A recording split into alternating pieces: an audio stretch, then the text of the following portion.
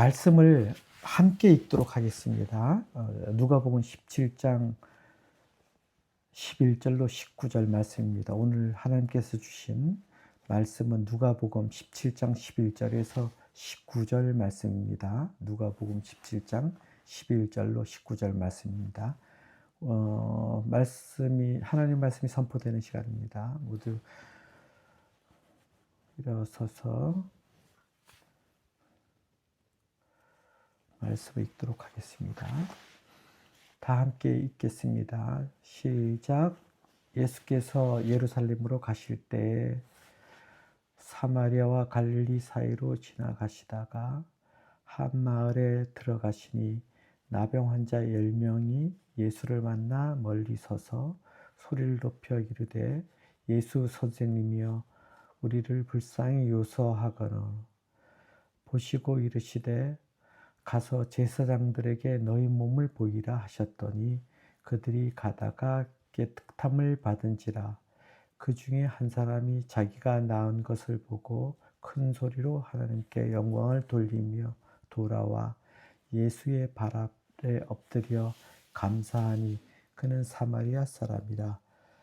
예수께서 대답하여 이르시되 10사람이 다 깨끗함을 받지 아니하느냐? 그 9은 어디 있느냐? 이방인 외에는 하나님께 영광을 돌리러 돌아온 자가 없느냐 하시고 그에게 이르시되 일어나 가라 내 믿음이 너를 구원하였느니라 하시더라. 이는 하나님 말씀입니다. 아멘.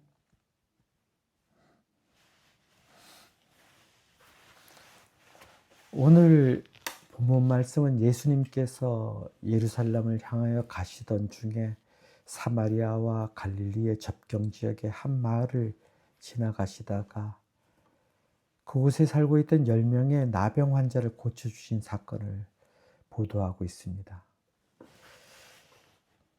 이 사건은 어떻게 보면 일반적인 예수님의 단순한 치유사역의 하나로 생각할 수 있지만 매우 심오한 상징적인 의미를 담고 있는 말씀입니다. 본문에서 나병으로 고통 가운데 살고 있던 10명의 나병 환자들이 하나님의 은혜로 병고침을 받았습니다. 그러나 9명의 병고침 받은 나병 환자들은 주님의 은혜를 깨닫지 못하여 감사하지도 않고 육체의 질병의 고침만 받고 제갈 길로 가버립니다.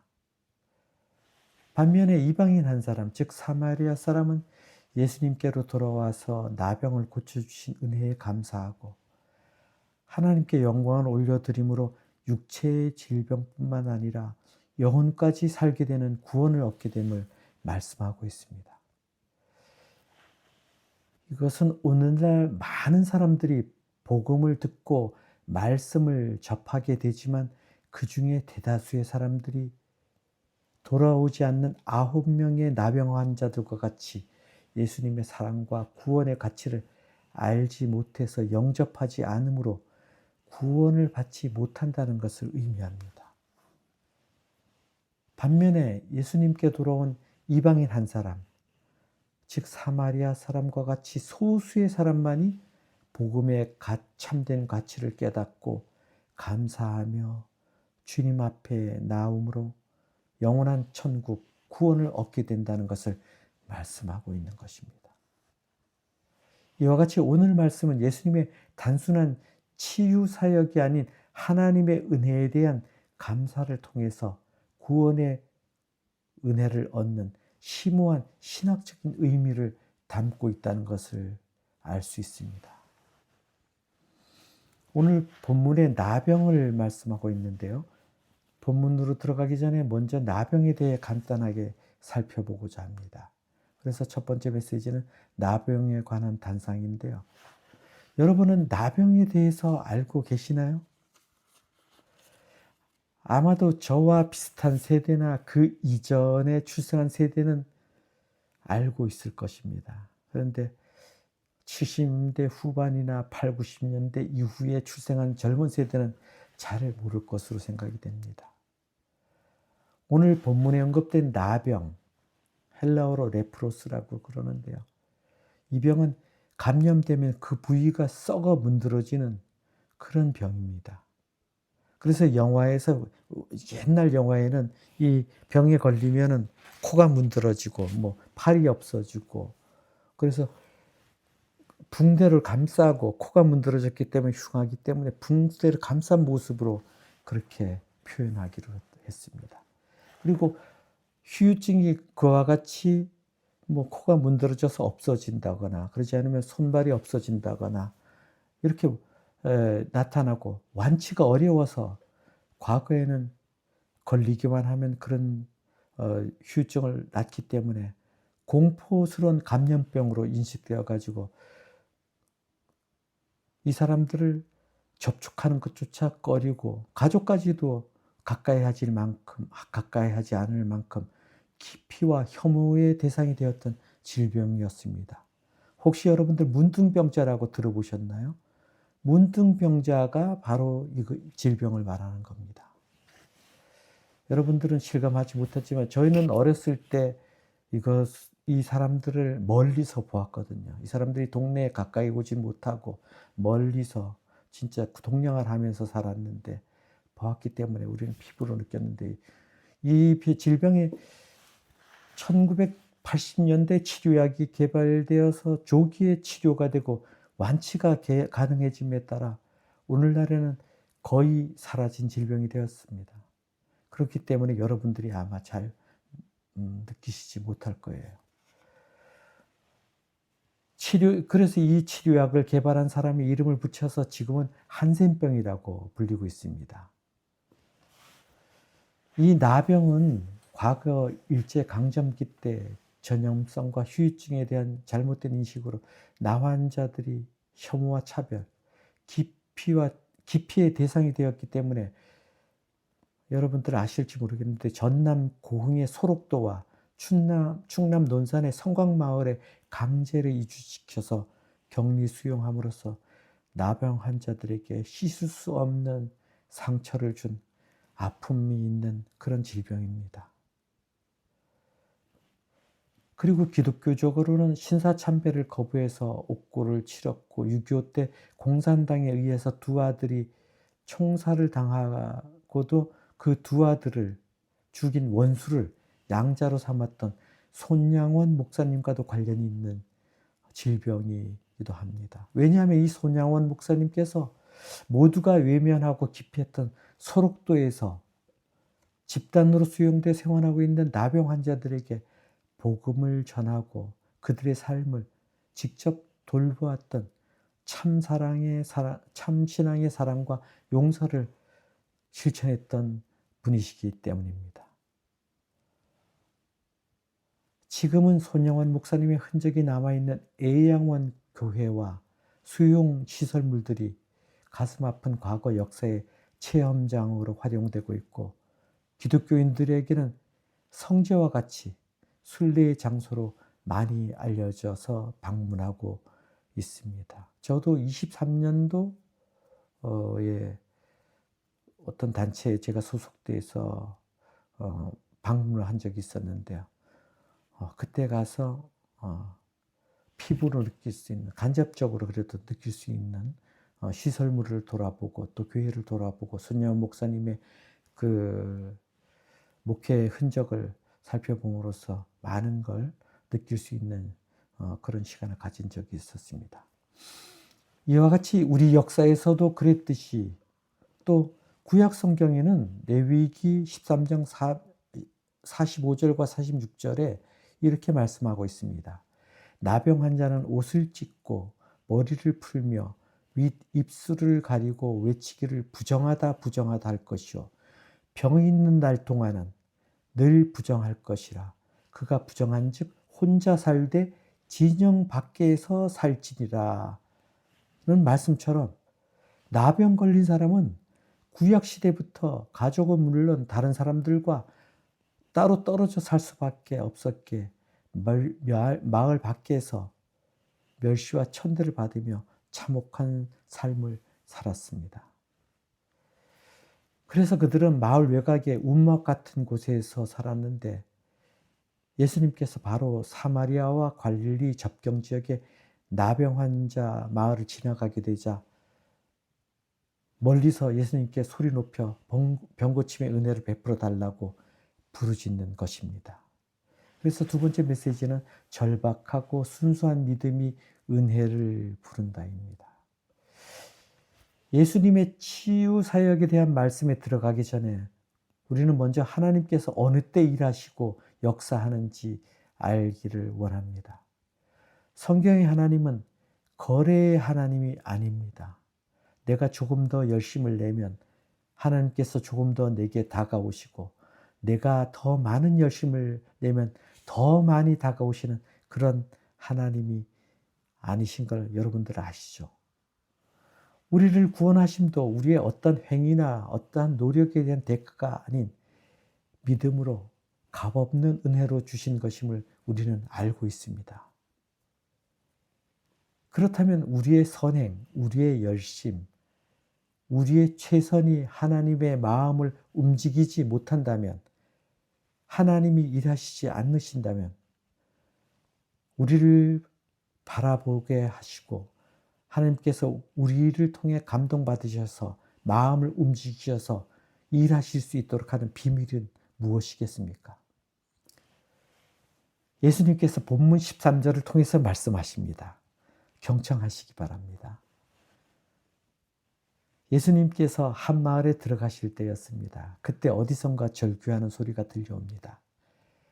그것은 예수님께 가까이 가지 못하기 때문에 예수님께 자신들의 존재를 알기 위해 절규하듯 목청껏 외치는 10사람의 나환자들의 소리였습니다. 앞서 말씀드렸듯이 당시의 유대인들은 나환자들을 죄인 취급했고 나환자들은 자신들의 옷을 찢고 머리를 풀어 헤치고 사람들을 만나게 되면 입술을 가리고 부정하다는 말을 하며 피해가야 했기 때문에 예수님께 가까이 갈 수 없었습니다. 그래서 그들은 멀리서 예수 선생님이여 우리를 불쌍히 여기소서라고 외쳤습니다.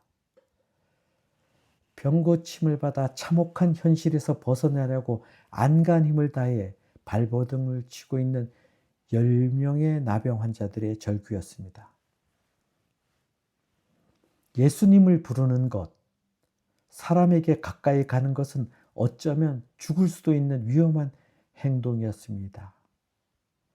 목숨을 걸고 죽기를 각오하고 예수님의 이름을 부른 것이었습니다. 예수님을 그렇게 부른 이유가 무엇입니까? 나환자들의 삶을 보면 알 수가 있습니다. 가족들에게까지 버림을 받고 사회적으로 멸시와 혐오의 대상이 되어 격리가 되고 죄인 취급을 받았던 사람들로 아무런 소망이 없는 정말 그야말로 죽지 못해 사는 사람들이 나환자였고 그들의 삶이었습니다. 그런 그들에게 언제부터인가 연약한 사람과 가난한 자와 죄인들을 품어주시고 병든 자를 고쳐주시는 예수님에 대한 소문을 듣게 됩니다. 더 놀라운 소식은 그 예수님께서 자신들의 마을을 지나가신다는 소식이었습니다. 나환자들이 생의 마지막 기회라는 생각과 예수님만이 자신들의 삶을 바꿀 수 있다는 간절한 믿음으로 멀리서 아마도 까치발을 하고 목을 한껏 내밀어 예수님을 바라보았을 것입니다. 그리고 외쳤을 것입니다. 수많은 사람들이 함께 모여들었지만 그들은 죽음을 각오하고 예수님의 이름을 불렀습니다. 예수 선생님이여 우리를 불쌍히 여기소서. 예수 선생님이여 우리를 불쌍히 여기소서. 예수님 당신이 아니면 안 됩니다. 당신이 아니면 우리는 더 이상 살아갈 수 없습니다. 당신만이 유일한 소망입니다. 나환자들이 죽음을 각오하고 절규하며 하나님 앞에 나와 엎드려 외칩니다. 그때 예수님께서 가던 길을 멈추시고 그들에게 다가오십니다. 우리 하나님께서 하늘의 문을 여시고 그들에게 찾아오신 것입니다. 하나님을 감동시킨 사람은, 하나님의 마음을 움직이게 하는 사람은 10사람의 나 환자들처럼 주님, 저는 아무것도 아닙니다. 주님의 은혜가 아니면 호흡조차 할 수 없는 존재입니다. 주님 없이 살아갈 수 없는 존재입니다. 당신만이 유일한 소망입니다. 그때 하나님께서 친히 움직이신다는 것입니다. 우리가 우리의 힘으로 어쩔 수 없을 때, 우리가 할 수 있는 어떤 소망도 없을 때, 그때 하나님께 의지하고 기도하고 매달리고 소망하면 그때 하나님께서 우리를 만지시고 위로하시고 함께 하신다는 것입니다. 기억하시기 바랍니다. 죄악으로 얼룩진 우리의 눈물을 닦아주신 분이 하나님이십니다. 구원해 주신 분이 하나님이십니다. 우리가 넘어져 하나님 앞에 겸손하게 무릎 꿇을 때 다가오셔서 우리의 손을 붙들고 일으키신 분이 자비하신 우리 하나님이십니다. 하나님만이 유일한 나의 소망이 될 때 일하시고 역사하신다는 사실을 기억하시는 저와 여러분 되길 소원합니다. 세 번째 메시지는 이해보다 순종이 앞설 때 역사하시는 하나님이십니다. 14절에 예수님께서 가서 제사장에게 내 몸을 보이라고 말씀하십니다. 당장 고쳐준 것이 아니었습니다. 어떤 증상이나 낫는 증상이나 징표가 나타난 것도 아니었습니다. 그럼에도 그 말씀만 듣고 바로 나 환자들이 달려나갑니다. 주님께서 말씀하셨을 때 즉시 순종하며 나갑니다. 어떤 역사가 일어납니까? 그들이 가다가 깨끗함을 받은지라. 그들이 가다가 나병이 치유되는 역사가 일어납니다. 그들의 믿음, 즉각적인 순종에 주님께서 일하신 것입니다. 움직이신 것입니다. 역사하신 것입니다. 우리가 신앙이 있다고 믿음이 있다고 말하지만 순종하기는 쉽지 않습니다. 우리의 믿음이 머리에 머물러 가슴으로 내려오지 못하거나 가슴에 머물러 손발을 움직이는데 많은 시간이 걸리기도 합니다. 미래가 예측이 되고 어느 정도 결과가 예상이 될 때 비로소 내 몸을 움직이려고 한다면 우리는 그것을 이성이라고 부르지 신앙이라고 부르지 않습니다. 나 환자들은 달랐습니다. 하나님이 말씀하셨을 때 그냥 그 말씀 그대로 믿고 달려간 신앙의 사람들이었습니다. 이 믿음은 어쩌면 우리에게 무엇보다 필요한 믿음입니다. 아니, 사역자인 저에게 정말 필요한 믿음입니다. 예수님을 믿는 순수한 믿음, 하나님께서 나를 이곳에 보내셨다는 절대적인 확신의 믿음, 하나님께서 이 땅에 찾으시는 영혼이 반드시 있다는 확신 있는 믿음이 제게 필요합니다. 그리고 부족한 나를 하나님이 부르셔서 이곳에 보내셨다는 하나님의 콜링, 부르심에 대한 확고한 믿음을 지키고 행함이 있는 무익한 종이 되어야 한다는 믿음이 필요합니다.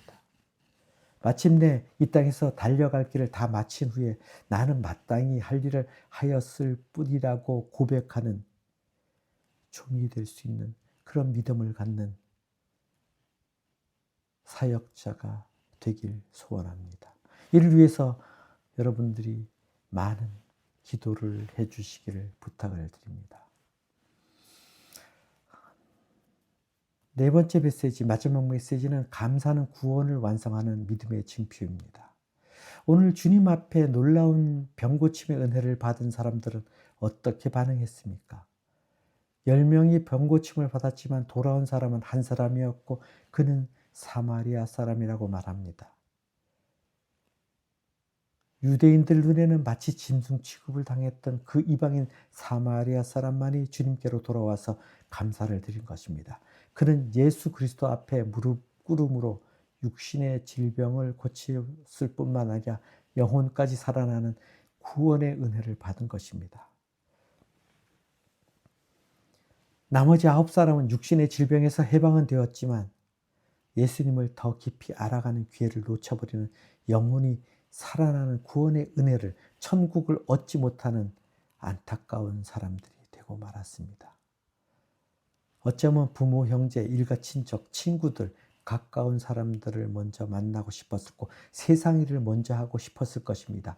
그럼에도 세상 모든 일들을 뒤로하고 예수님 앞에 먼저 나왔습니다. 그리고 유일한 소망이 되시는 하나님께 영광을 올려드린 이방인, 사마리아 사람만이 구원의 은혜를 누릴 수 있었습니다. 이 말씀이 우리에게 주시는 의미가 무엇인지 묵상하는 여러분 되었으면 좋겠습니다.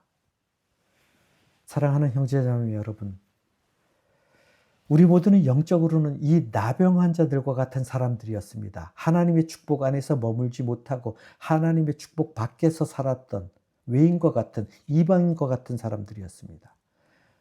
무엇을 향해 사는지도 모르고 살다가 언젠가는 심판의 대상이 될 사람들이었습니다.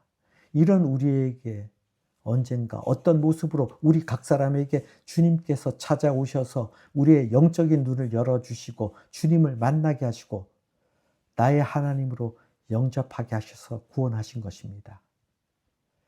그런데 이 감격과 이 기쁨을 누리며 살아야 함에도 그들 가운데, 우리들 가운데에도 한 사람만이 주님 앞에 돌아온 것처럼 주님의 은혜를 잊어버리고 주님 앞에 돌아오지 않는 안타까운 영혼들이 있다는 것입니다. 17절에 주님께서 찾으십니다. 10사람이 깨끗함을 받지 않았느냐? 그 아합은 어디 있느냐? 예수님께서 이렇게 찾고 계신다는 것을 기억하시기 바랍니다. 6절에서 주님께서 너희에게 겨자씨 한 알만한 믿음이 있었더라면 이 뽕나무더러 뿌리가 뽑혀 바다에 심기어라 하였을 것이요 그것이 너희에게 순종하였으리라 말씀하셨습니다. 어쩌면 사람들은 물을 것입니다. 나병 환자들의 병고침을 보고 겨우 이 정도의 믿음을 가지고 겨자씨만한 믿음이라고 했는가라고 말입니다. 여러분, 그런데 나병 환자들이 한 일이 무엇입니까? 죽음을 각오하고 예수님 앞에 나왔습니다. 고쳐주실 것을 확신하고 믿었습니다. 가서 제사장에게 보이라는 말씀에 되묻지 않고 의심 없이 바로 달려갔습니다. 말씀하셨을 때 즉시 순종하였고 가다가 나은 것을 보고 돌아와 하나님께 영광을 돌리고 주님 앞에 감사하였습니다. 너무나 순수하고 단순한 그 믿음, 오늘 하나님께서 말씀하시는 그 믿음이 바로 겨자씨만한 믿음이 이런 믿음이라는 것입니다. 순수하고 진실한 믿음으로 하나님 앞에 나오는 믿음이 겨자씨만한 믿음이요. 우리 하나님께서 하늘의 문을 여시고 찾아오시는 믿음, 하나님의 마음을 움직이게 하는 믿음인 것입니다. 말씀을 정리합니다. 오늘 말씀을 준비하면서 제 책상 위에 놓여있는 매일 묵상 말씀 캘린더가 눈에 들어왔고 특별히 예화가 눈에 들어왔습니다. 그 예화가 제 마음을 찔렀습니다. 한번 들어보세요. 어느 세미나에서 강사가 하얀 백지 가운데 검은 점 하나를 찍어 놓은 그림을 가지고 질문을 했습니다. 여러분, 여기에 무엇이 보입니까? 그러자 어떤 한 사람이 대답합니다. 예, 검은 점 한 개가 보입니다. 강사는 계속해서 같은 질문을 합니다. 검은 점 외에는 아무것도 보이지 않습니까? 모든 사람들이 일제히 그렇다고 대답합니다. 그러자 강사는 이렇게 말했습니다. 여러분은 지금 아주 중요한 사실을 잊고 있습니다. 보지 못하고 있습니다. 이 한 점 이외에 이 한 장의 종이를 잊고 있습니다. 보지 못하고 있습니다. 인생의 목적이요 생명의 근원이신 예수 그리스도를 보지 못하고 현실이라는 종이 위에 점과 같은 인생의 문제에만 급급하여 살아가는 이런 어리석은 인생을 살고 있는 저의 모습을 보는 것 같았습니다. 눈앞의 상황과 문제만 바라보고 급급해하며 일희일비하는 저의 마음과 생각을 보는 것 같았습니다. 종이 위에 점과 같은 어떤 일의 마음과 생각이 빼앗겨 넘어짐에 또다시 회개하며 주님 앞에 나아갑니다. 그러나 성도에게는 연약함이라는 것이 문제가 되지 않습니다. 이런 연약함도 받아주시는 하나님이십니다. 우리가 연약하기 때문에 하나님 앞에 절대적으로 우리는 더 의존하게 될 것이기 때문입니다. 성도에게, 그리스도인에게 부족함이라는 것이 문제가 되지 않습니다. 오히려 축복이 될 것입니다. 왜냐하면 우리가 내가 부족하기 때문에 하나님 앞에 무릎을 꿇고 주님의 긍휼과 은혜를 구할 것이기 때문입니다. 성도에게는 오히려 강한 것, 나의 의가 살아있는 것, 나 정도 하면 되었다고 하는 영적 교만이 하나님과 우리의 담을 쌓을 뿐이고 관계를 가로막을 뿐일 것입니다. 주님의 은혜가 있어야만 살아갈 수 있는 우리가 무엇을 가지고 주님께서 하늘문을 열게 하시고 움직이도록 하겠습니까? 내 소망이 다 끊어지고 내가 할 수 있는 일이 완전히 무너질 때 그것이 끝이 아니고 그때야말로 하나님 앞에 무릎을 꿇을 때입니다. 세상의 모든 소망이 끊어질 때 유일한 소망 되시는 하나님을 움직이게 할 수 있는 기회라는 것입니다. 주님, 우리를 불쌍히 여기소서, 긍휼히 여기소서, 주님만이 유일한 소망입니다 라고 고백할 때라는 것입니다. 이 믿음으로 때마다 날마다 주님 앞에 나아감으로 하늘의 문을 여시고 우리에게 다가오시는 주님과 함께하는 복된 하나님의 형제자매님들 되시기를 예수님의 이름으로 간절히 기도하며 말씀을 마치겠습니다. 아멘.